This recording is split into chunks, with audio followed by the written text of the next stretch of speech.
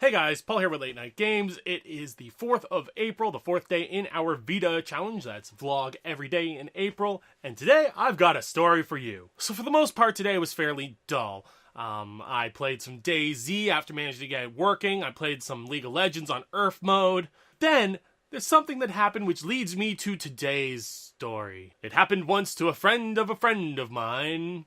Over the course of many moons, he managed to acquire quite a few traffic-related tickets. The nature of those tickets are not important at this point for the story, but just be aware that they are there. Now, these tickets ended up accruing quite a cost indeed, which was difficult for an ordinary individual to pay off on a general person's salary. Now, a general person's salary would be all well and good, but he is also a single father, and being able to afford a child with all these tickets, it's just preposterous. So there came the time in which he made a deal with the authorities to be. He created a plan in which he made payments towards this lump sum of these tickets en masse, and all was fine and well in his world as he made these payments until the treachery of the mind had cursed him. You see, he had forgotten to make one of his payments. Due to the chaos of life, he just lost track of what was going on. As innocent as this transgression may be, it has cost him dearly, for you see, that brings us to today, when a police officer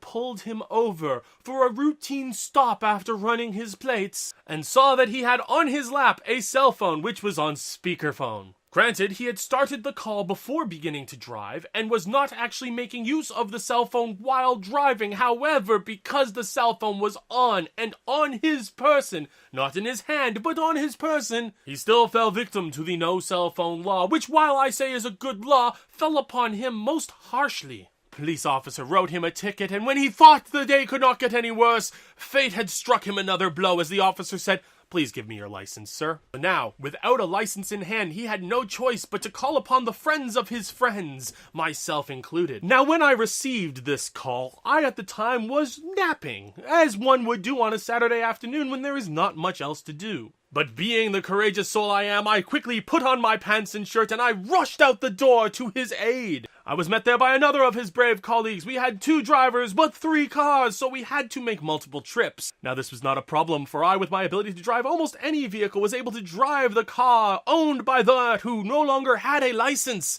back to his homestead, followed by our mutual friend, who then was available to drive me back to my car, completing the rescue. Unfortunately, that's where things took a turn for the worse. You see, we had hung out at the location of the friend of mine's for a few minutes before coming back to my car, and in that time, the party had grown in size, and one member of this party was a member of the female persuasion who tends to have automatic shotgun in the car of the driver who was driving me back to my car. Now, most of you do not know my exact size and dimension, only what you see on film, but let me assure you, I do not fit in the average back seat without being somewhat sardinified. With my head being tilted thusly, I was unable to straighten. Now, I could have put my back at a weird angle to not be uncomfortable, or my head, either or a combination of the two, but since I already have a bad lower back, I didn't want to with that, so I went with the head.